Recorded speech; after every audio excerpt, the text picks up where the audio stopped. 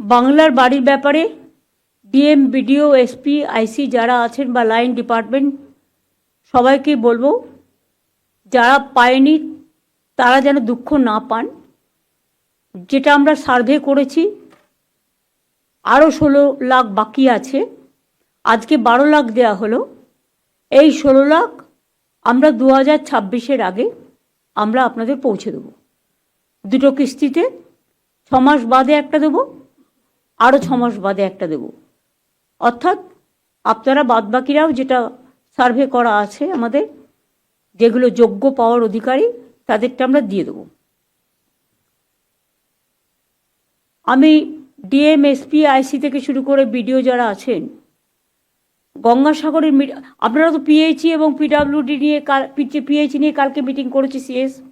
আমি একটা আর্মিদের প্রোগ্রামে গিয়েছিলাম, তাই আপনারা তো সেখানে ছিলেন। এবং মোটামুটি আমি যেটা রিপোর্ট পেয়েছি সেটা হচ্ছে যে কন্ট্রাক্টারই নিয়ে একটু প্রবলেম আছে। একটা কন্ট্রাক্টরকে অনেক কাজ দেওয়ার ফলে একজনের হাতে এত সে পারছে না করতে। এক্ষেত্রে সুরিন্দরকে আমি যেটা বলবো যে আরো যারা নিউ কন্ট্রাক্টর আছে তাদের কেন এনলিস্টেড করছো না? দেখে নাও, যাদের হাতে 10টা করে কাজ আছে সে তো নিজের 3টেই করতে পারছে না, 7টা তো পড়ে থাকছে। এগুলো দেখে নাও কি করে সলিউশন করতে হয়। জি ম্যাম। সিএস এর সাথে দরকার হলে বসো, কথা বলো, ডিপার্টমেন্টের অফিসারদের সাথে কথা বলে, যদি কেউ বলো হবে না তার কথা শুনবে না। ঠিক আছে ম্যাম। আমাদের প্রোঅ্যাক্টিভ হয়ে হতে হবে। জি ম্যাম।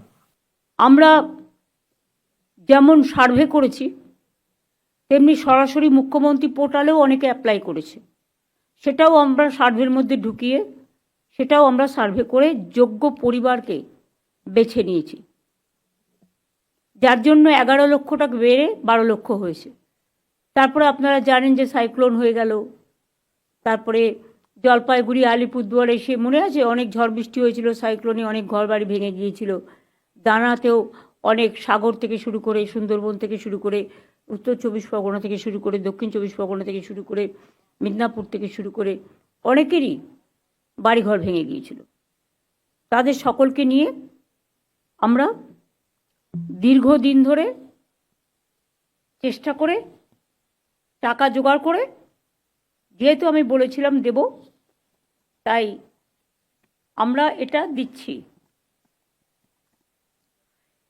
এই বছরে মনে রাখবেন, 3 বছরে 69টা টিম পাঠিয়েছিল কেন্দ্রীয় সরকার। যা দেখতে চেয়েছে, যা জানতে চেয়েছে সবকিছুই রিপ্লাই দেওয়া হয়েছে।